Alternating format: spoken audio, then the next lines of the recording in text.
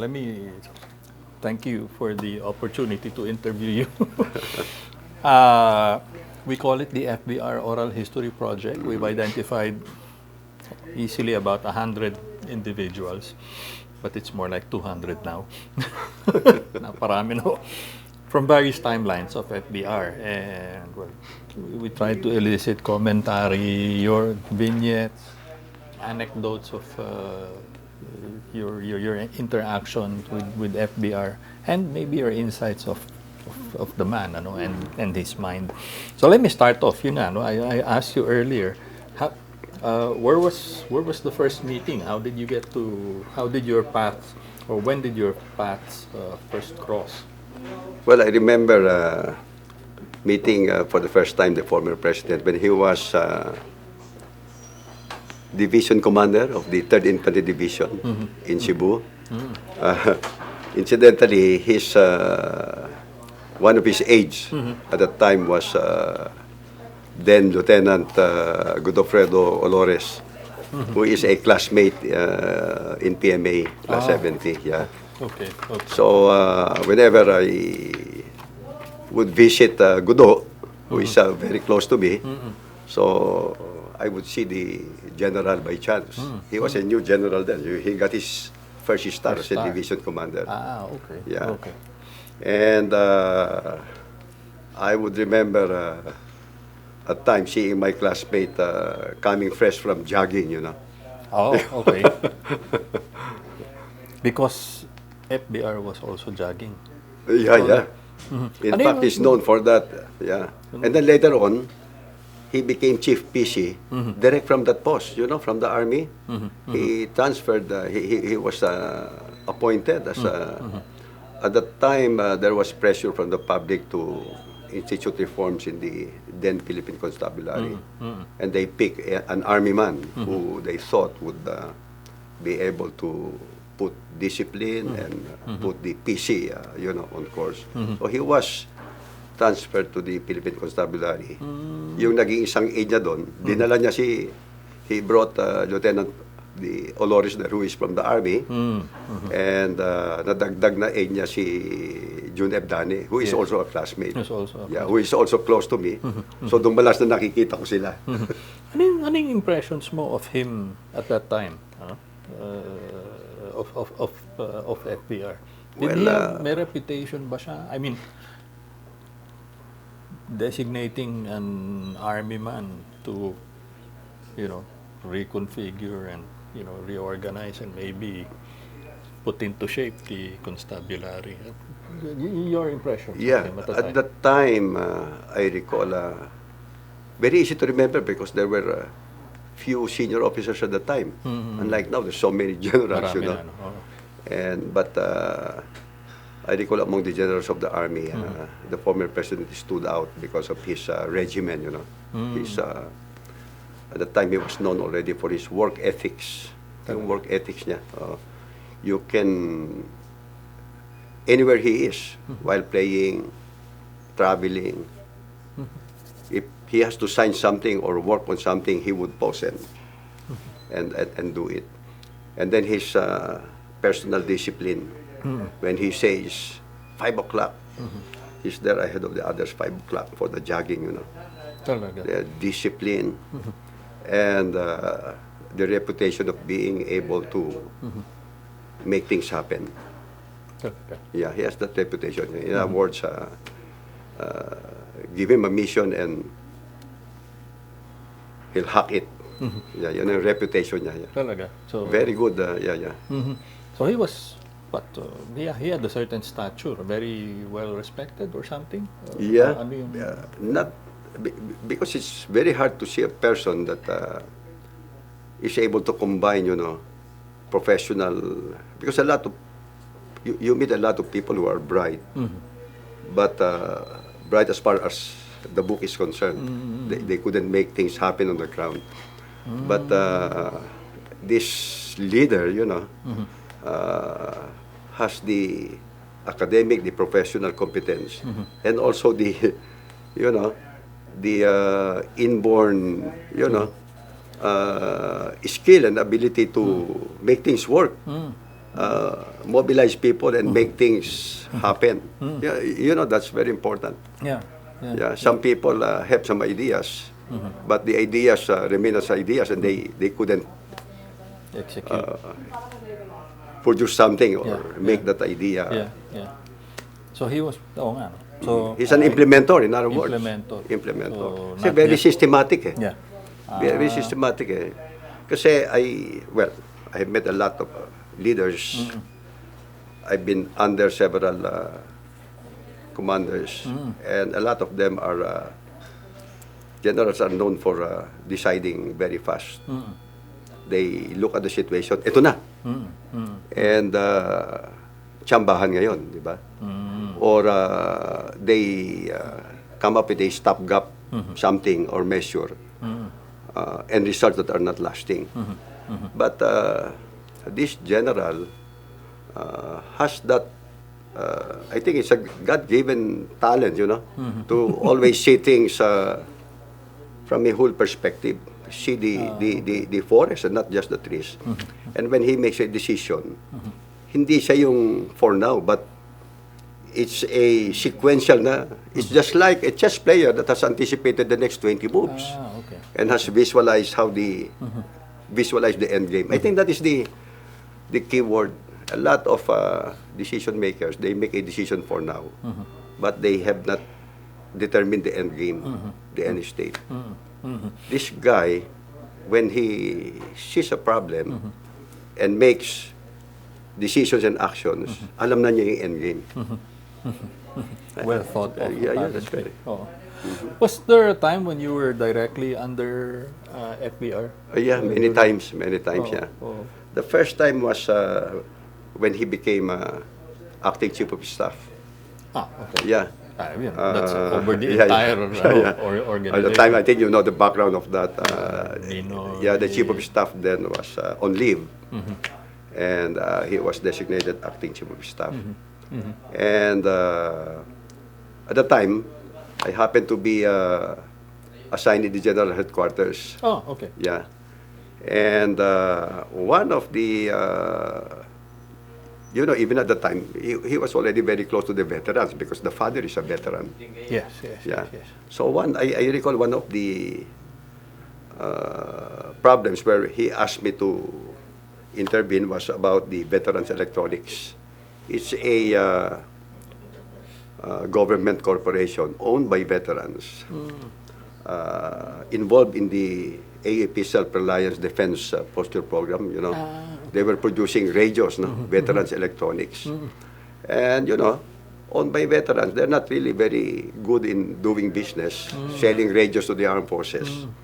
So whenever they need money for capital to import spare parts for the radio and for research, they would borrow from the pension fund, from the RSPS. So sabi niya, he asked the comptroller, will you assign Colonel Carolina there and on a seconding position?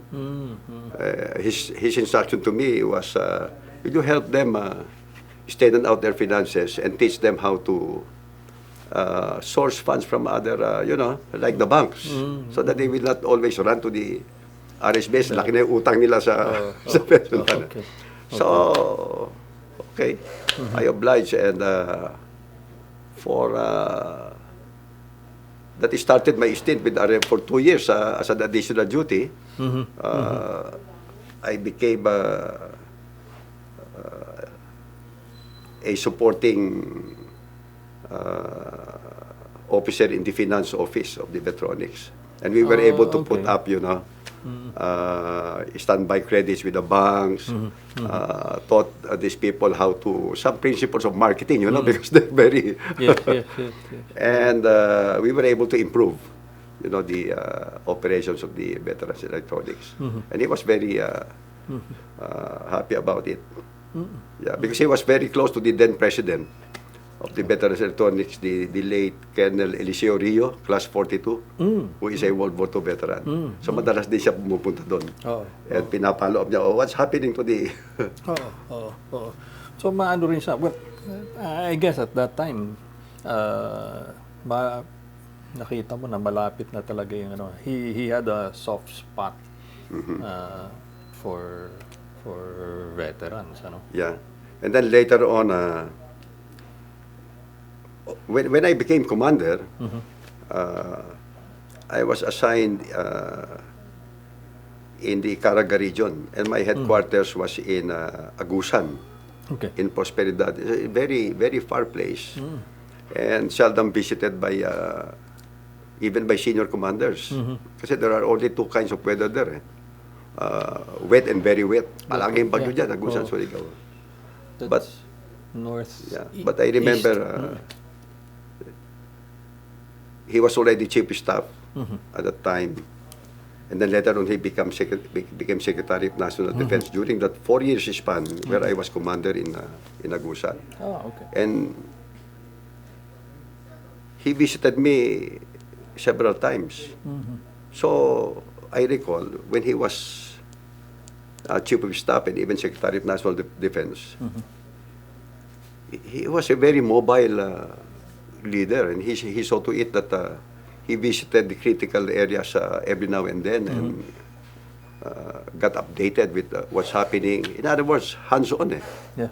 Hands-on. And we're very happy kasi most commanders, they go only to places like Davao, yung mga madadali puntahan ba. I remember General Ramos visited us many times in Agusan and Surigao, and he had projects there, you know. I recall he was the one who invented, you know, yung concept of cord. Cabinet Cabinet something for for development, regional development. So he assigned a cabinet member.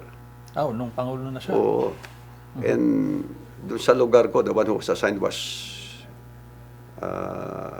Secretary Padolina. Padolina, William Padolina. Yeah. Very effective because when we needed something, support, we are able to relay it directly to a cabinet member, and we get, we got quick results. But that was during his time. Yeah. Management tool rin yun, no? And then even my problems on illegal logging, kasi forest nun Yes. Si Victor Ramos yung kanyang cabinet member noon. Secretary I remember, I was able to get one Penro relieved. Wow. Oh, kasi Penro, this is a provincial environment.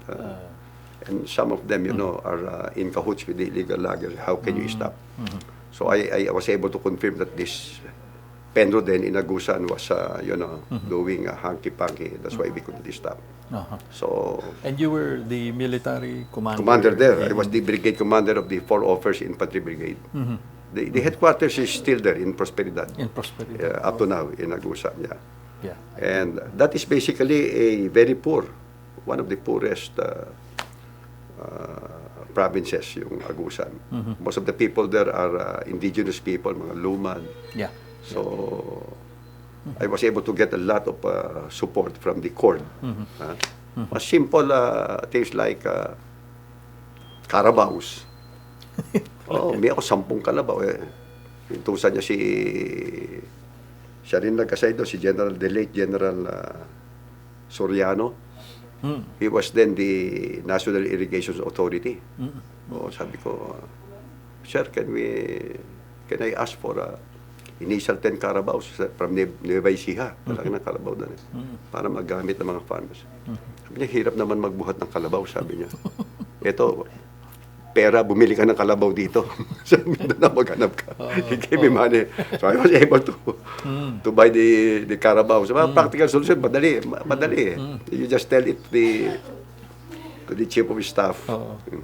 But I mean, how did that impress you, sir? Na I mean, yung ganun, I mean, sometimes people will think na trivial or really not that of urgency. Pero you were confident that if you brought it to him, he'd be able to find a resolution to it.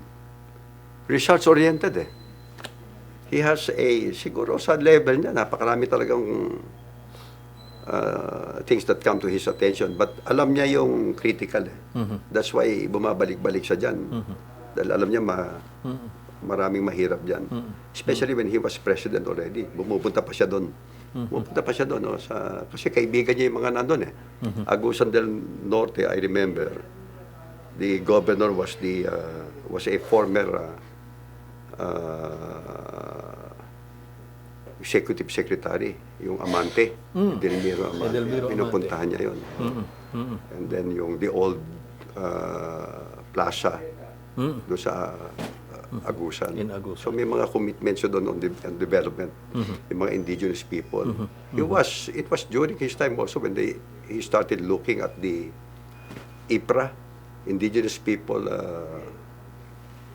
Act, so that the sentiments of these indigenous people about their ancestral lands could be addressed. I recall.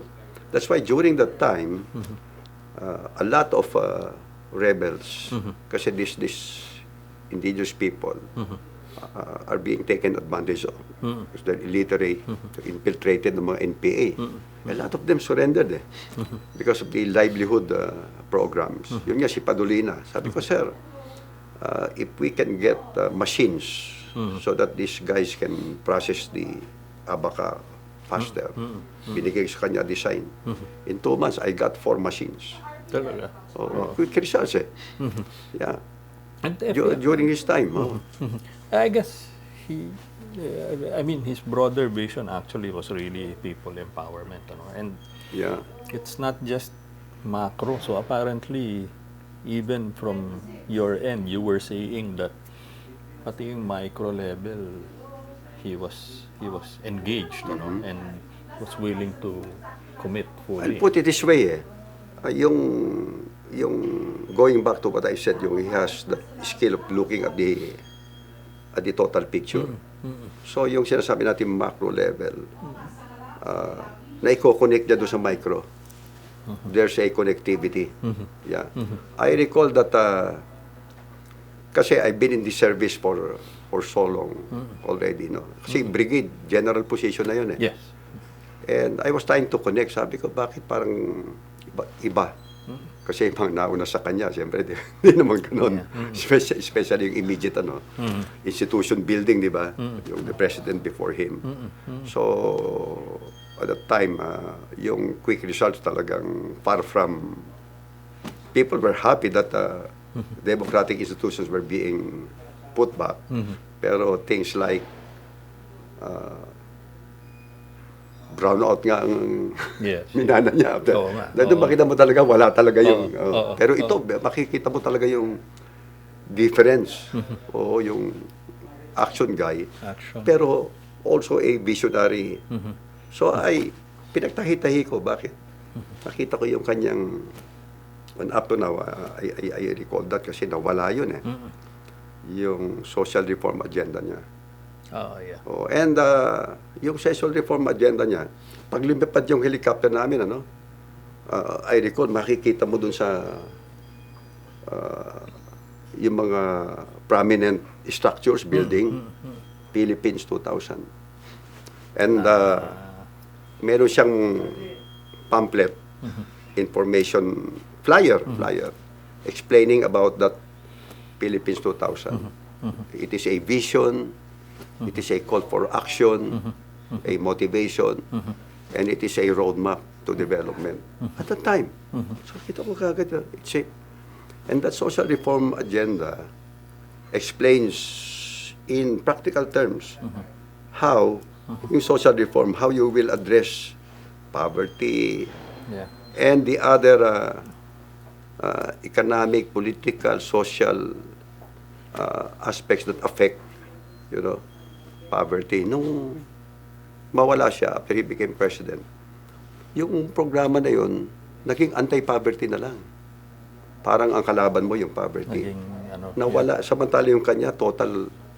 Ito, basta nakatingin lang sa poverty. Sabi ko nga Bakit? Marami namang mahirap nung araw. Hindi naman nakakahiyang maging mahirap. Hindi naman yung pagiging mahirap ang problema, di ba? Di ba? Oh, there's so many places in the world na maraming mahirap. Like India, hindi naman sila lumalaban sa gobyerno. Yeah. Siya captured niya yun sa kanyang social reform agenda. And during my time as Commander in Agusan, na-connect ko yun. Na yung ginagawa niya, quick result na yun, nakikita niya, is part of the social reform agenda. If you address these problems and sentiments of the indigenous people, yung Agusan Surigao, puro indigenous people, di ba? If you solve their day-to-day problem, health, kasi, sir, hindi walang midwife dito. O sa mga barangay, ito sa mga bundok. Pag may nanganak, minsan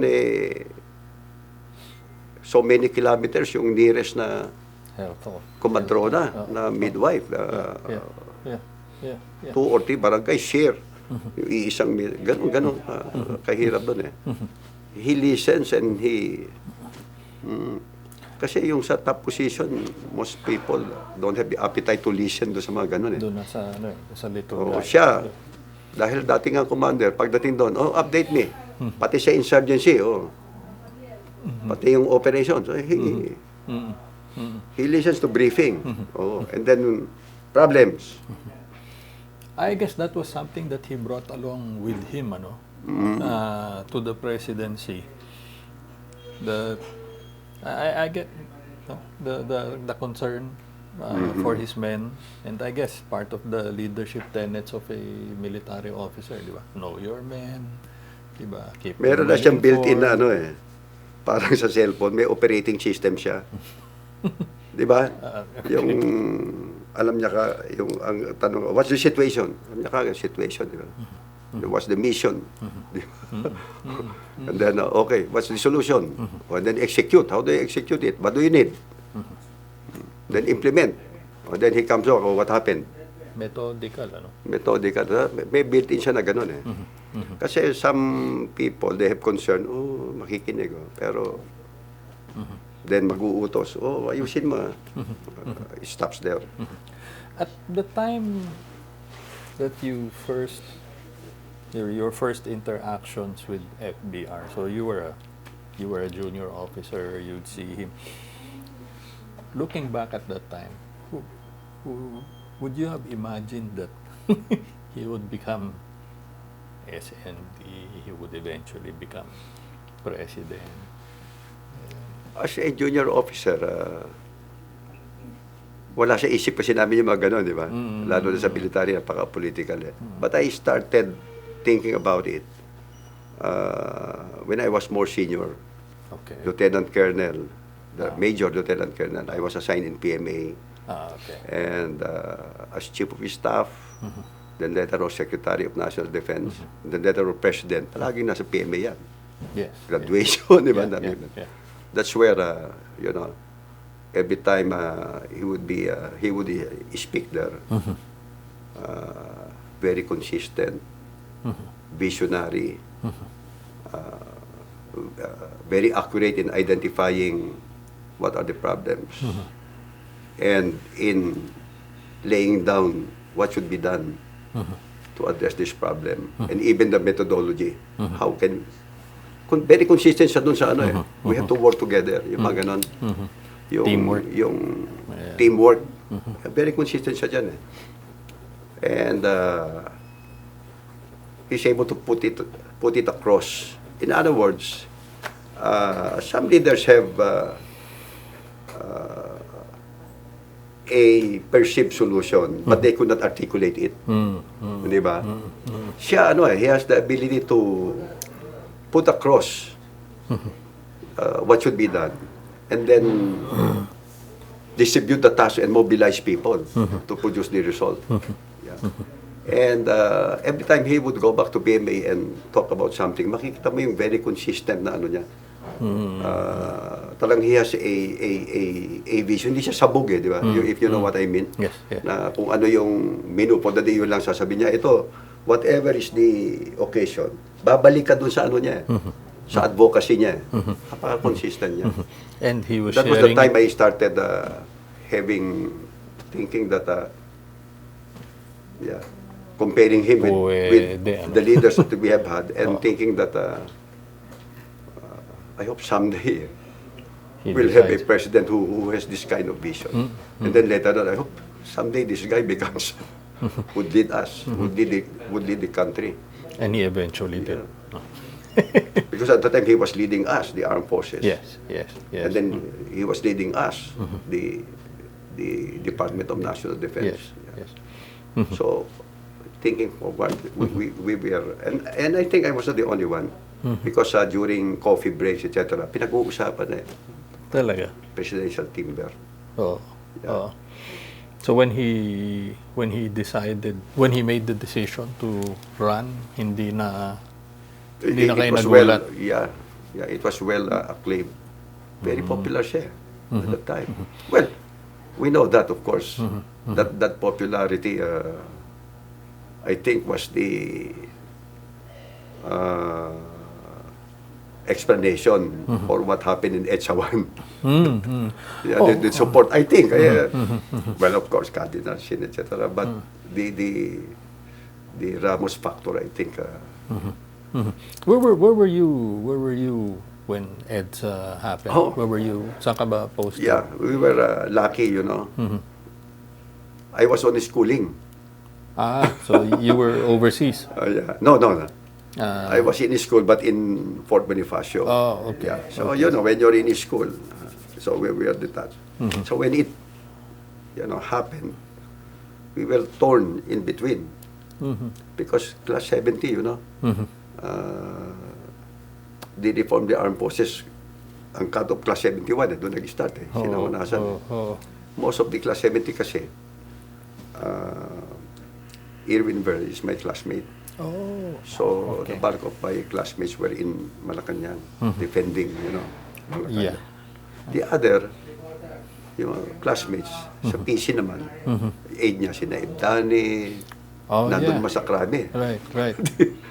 That's why we were torn. So kami mga schooling, we thought that it was better for us to just wait. Stay neutral. Yeah. No, not necessarily neutral in heart and but we considered prudent not to make any move. After all, yun ang order naman ng commander namin doon sa school. Stay put. Stay put kami. But our sentiments, of course, was with the kasi that time naman, no, but you have to be rational only to decide kung saan ka talaga, di ba? Parang it's a simple right versus wrong. But as you said, hati nga yung yung class. Yung class, But kami kasi, kami mga members ng class na trabaho lang. We never got assigned in spite na classmate namin yung the son.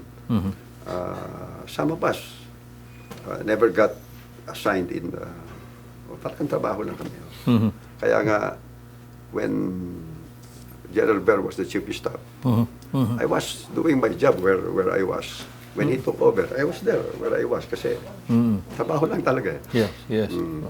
That's why up to now, in the Department of National Defense, I've served three presidents. Oo nga, no? Ganun lang kasi, di ba? You just do your job, ganyan. Which is actually also very FVR, no? Just he was chief PC. He was one of the principal implementors of martial law, diba? I mean, apparently, what I'm picking up is that he was very professional about it. At the time, No? As a matter of fact, we knew at the time that in some very critical decisions towards EDSA 1, parang hindi na siya sinasama doon sa mga close-in, di ba? Okay. Kasi nga, because of that reputation, he has a mind of his own, they could not treat kung if you come to a parang yung red line where you have to make a decision for the people or for yung loyalty mo. Hindi nila mabasa kung saan siya, di ba? Di ba? Ang ano nila mas malamang as a professional, he would hindi, yan ang reputation naman niya ever since, no? Steady Eddie. Yep. What about during the coups of Mrs. Aquino? Where were you posted then, sir? Nasa Caraga ka na nun or after na? What year was that? From 87 to 89. 87 to 89. I'm in the general headquarters. GHQ pa Yeah, rin. I'm in GHQ, yeah. FVR was chief of staff and then he eventually became SND. No, when he was chief of staff and SND, I was already in Caraga. Yeah, Inagusan and Inagusan and Surigao. Yeah. And I recall, see, most of the people around him were also my close associates. So Some of them were classmates. yeah. Si President kasi fantastic, retention. Pag may kailangan siya, tawagan mo si ganun, he has the number. And then he calls you by the first name. Sometimes I'm amazed how he remembers that many people, Kasi dami niya associate, tandaan niya lahat yan, by the first name. Sometimes, how's your daughter? How's your... Wow. How's Mila? Even the wife, memorize niya minsan. Naalala talaga niya. Fantastic. Okay. Fantastic memory. At you But mentioned, when I became administrator of the Philippine Veterans Affairs Office, the more that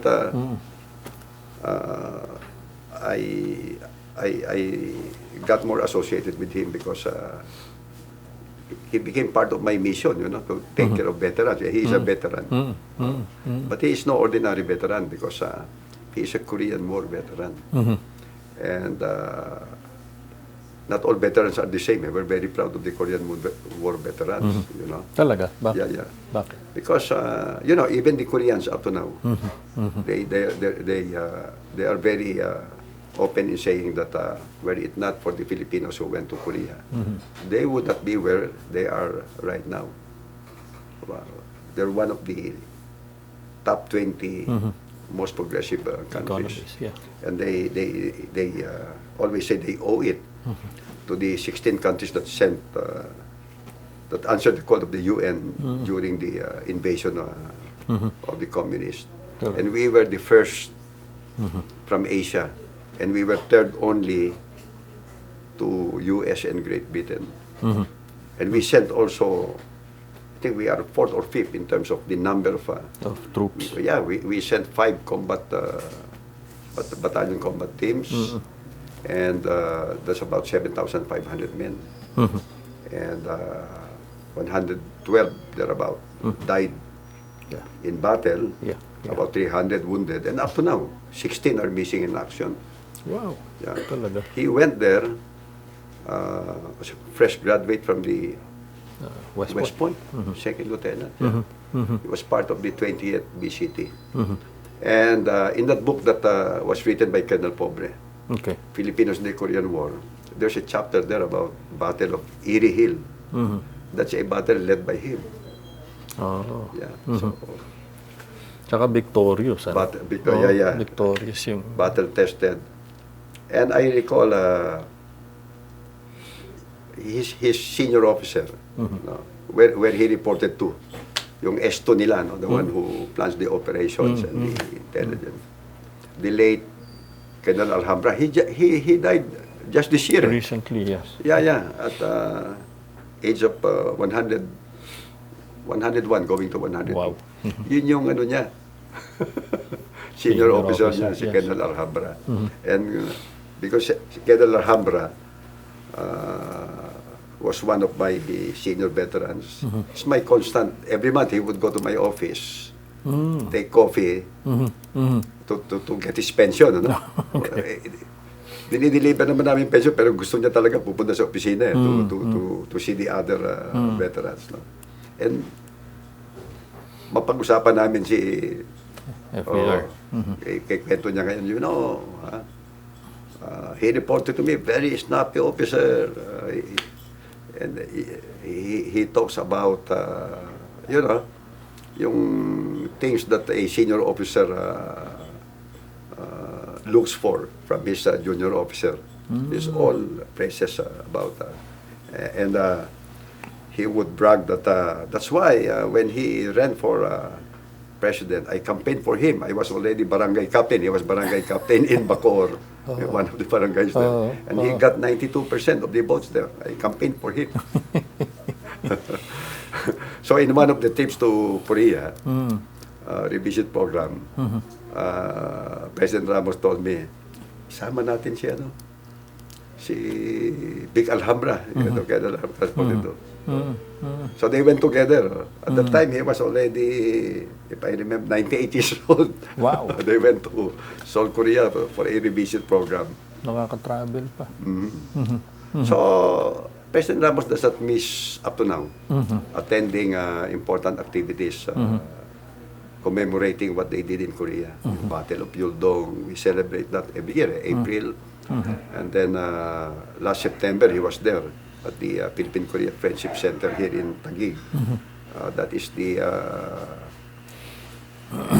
Pep Talk Memorial Day. Oh, yeah. Pep Talk is the Philippine Expeditionary Force to Korea. So he was there to, be in fellowship with this fellow. Konti na lang yung mga nandito Oh, But yeah. some of them are in the provinces.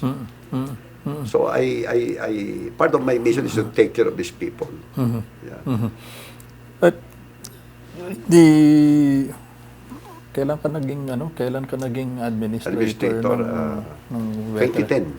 2010. Ito lang During Pero 8 years na. The term of President Pinoy. Yeah. Then after his term, I was reappointed by President Duterte. Oh, okay. Yeah. But was it a recommendation from FVR? Well, did FVR recommend you to this post? I don't know. I just maybe somehow because these veterans, they have organizations, and every time there's a new administration, they would pass a resolution requesting the new president to retain me. I think that's Kaya nagiging tuloy. And he's part of many of these organizations. Yes. But President Ramos would not tell you. He will vote for it, but he will not tell you. Maybe I'll ask about some of the programs that he implemented during his in the military during his term as president. You were in the thick of it all, no? You were a senior commander already. Southcom ka na ba nun? Hindi pa? No, not yet. I was but you were brigade from commander, brigade, yeah, right. and then division commander Yeah. in the 7th Infantry Division. Yes. He started off with the yung AFP modernization program during his time. But that was a welcome move, right? At that time. Dahil medyo natigil siya nung previous administration, di ba? I remember the law was already there. Yeah. And then he became president. It was under implementation already. Yeah. But at that time, the armed forces was not prepared to modernize. Oh. Yeah. That's why it didn't move very fast because the crafting of the law was actually they have revised the law lately. Several times. It took many years for them to realize that the crafting of the law was defective, because at the time, the armed forces was lacking in many capabilities. And therefore, much of the money allotted for modernization was spent for upgrading capabilities, not modernizing. And legislators were thinking that when you spend money for modernization, you are modernizing. When in fact, the truth is that a lot of the expenses were not to modernize but to upgrade. Like for example, buying military jeeps. That's not modernizing. No, Kulang lang talaga yung jeeps. So there. Body armor, basic equipment of soldiers. Ganun ka ano nun eh. Kasi for many years we became so dependent to US support. So suddenly we had to fend for ourselves. So yung pera, no? Yung budget. So medyo ano pa yung implementation, but infrastructure, I remember kasi engineer o yung development of camps, proclamation of ayusin yung mga properties ng AAP, titling, naayos yan yung mga ganon. Naayos sa time niya. Started during his period. Pero yung during his time, he was a father of the nation eh. Kasi ang temptation kasi when you become president, you become more your attention is more as being the commander-in-chief. Di ba ganon? Kaya in your compass, AFP, PNP, ganon. Si President Ramos kasi he resisted the temptation. He was more of a nation builder. Kaya more of his attention is not oriented towards the military, not as commander-in-chief, but more in implementing his social reform agenda. Governance or social reform agenda. Anti-poverty, social reforms. How do you address the many years of disaffection of certain groups, which led them to, rebel against government or secede? So, nandun ang niya preoccupation niya, which is talagang siya peace talks, di ba? He was the one who, yun ang mga program niya talaga I was going to ask you about that. Yun yung kung mahaba lang sana yung term ng president at natapos niya. Yung mga inumpisahan niya kasi yun ngayon ang binabalikan nila ngayon, if you would notice, you find anything now na importante na binubuksan nila ulit, you will find out na umpisahan niya. Talagang naputo na kasi yung nature ng ating politics eh. Pag napalitan yung tanggalin niya lahat yung palit. Di ba? Yung nauna sa kanya eh. Tapos they would come up with their new program, legacy, ganun eh. Iksi nung... Let me get to, nabanggit mo yung peace initiatives. 3 major groups actually. CPP, NPA. That's right. MNLF. Yeah. And then RAM. That's right. Diba? Yeah. I'm not too sure about the CPP, NPA with the AFP, but insofar, I guess, with the MNLF and the RAM, RAM in particular, I mean, we already interviewed someone the other day who said that it was really very difficult having to shoot at your comrades in arms, So, I suppose that was something that you also welcomed. As a commander in the field. And at that time, I don't think there would have been a better, approach to that situation. Pero yung sa MNLF talagang yung kanyang political will, I'll call it political will. Okay. Diba? He knew who were the people to to assign, he has a knack to, he has the knack of identifying the right person who can do the job. Kilala niya yung mga tao talaga. Torres. Yeah. And then, systematic as he is, yung approach niya, always include yung economic, social, di ba? Kaya So, pag ano niya ng peace negotiation with the MNLF, hindi siya nakapokus doon sa how to collect the firearms. Hindi. Aside from that, nakikita nung ka-negotiate niya yung development. Yes. O yung gano'n, what's in the offing. Kaya smooth nun di ba? Yeah. And eventually, And then, we signed alam niyang i-harden yung mga blocks along the way. Kasi minsan nag-accumulate yung blocks along the way. Yun ang reason kung bakit ma-stop yung sa kanya talagang. Kasi may direction nga and ganun pa rin, ano? May, Results-oriented. Results pa rin hindi yung, let's meet kung anong mapag-usapan. Next time ulit. Alam mo yun, yung compartmentalized na we do it on a day-to-day. Sa kanya talagang systematic. Kumpleto na Ricardo, alam niyang naluto na. Alam niya ano ba ang gusto ng other side? Ano ba gusto natin? How do you and what's for the common good? Na-i-memory niya lahat yun palagi siyang thinking long term. And that is very nakikita ko sa mga leaders that's very rare.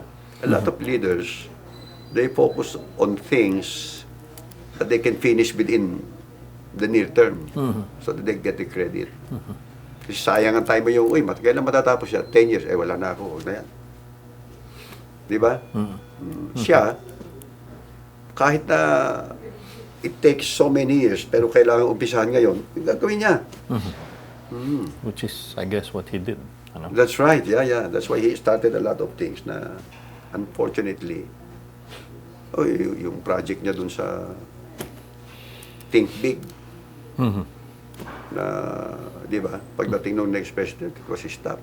Yung sa Pampanga na, you will have yung in a place, yung history ng, may isang project dun doon sa, supposed to be in Pampanga, doon sa Clark, di ba, na bigger than what you see na yung, di ba, yung yung Centennial. Centennial. Oo. Di ba? Some money were invested there already. Pag-alis niya. And then now, look at what the other countries are doing. Di ba? Pride of a nation. Twin Towers. That was countries talaga invest something big so that you have a monument where people can imbibe a sense of national pride and be proud as being Philippines. Meron siyang ganun Diba? Think big and... So, you think... So, he didn't have enough time? Yeah. He didn't have enough time, And ako kasi ang thinking ko I believe in continuity.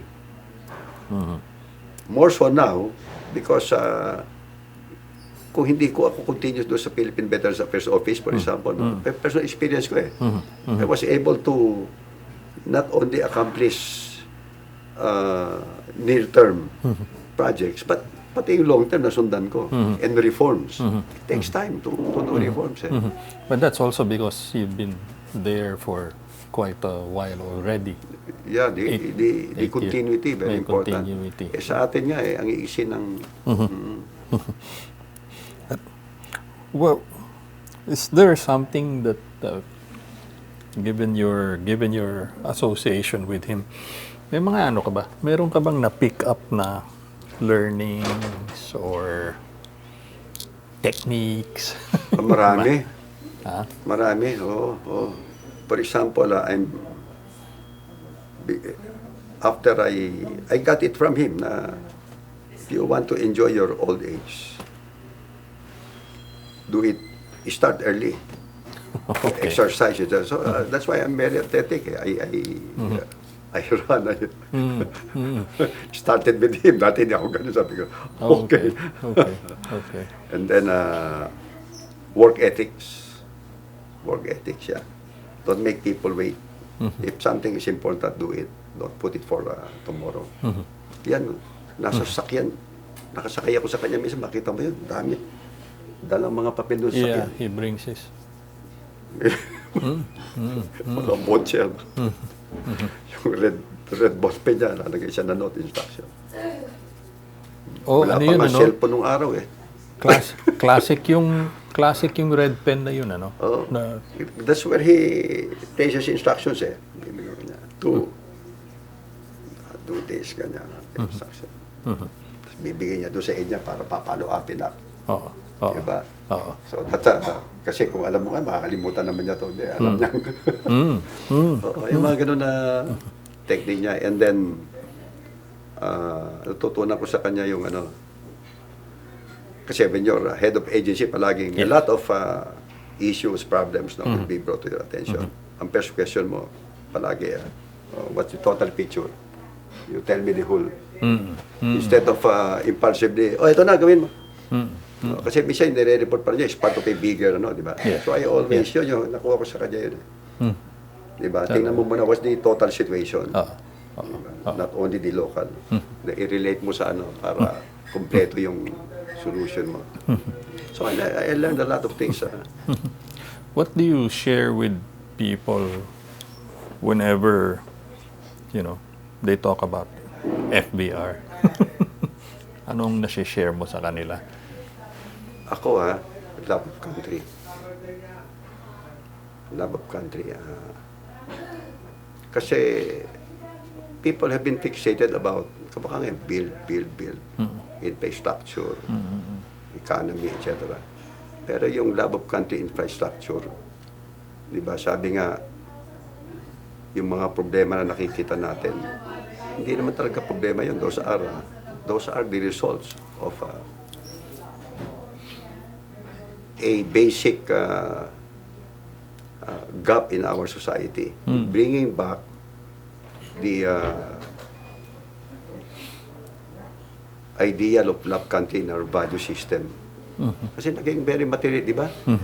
Sabi nga namin, kasi we now have a strategic plan in the Philippine Veterans Affairs Office. Okay. We call it Kakitingan 2022. A lot of that pinick up ko doon sa kanyang social reform agenda.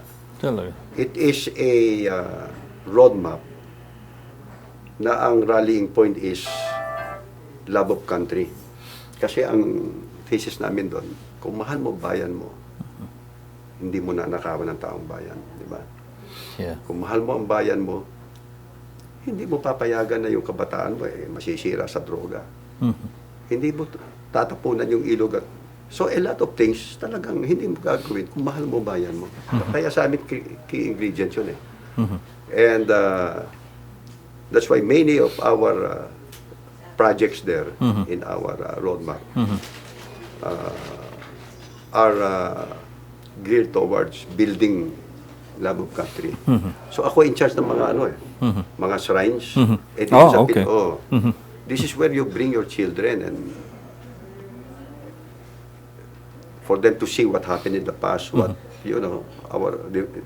our heroes did, their forefathers, To appreciate what they yung fought for.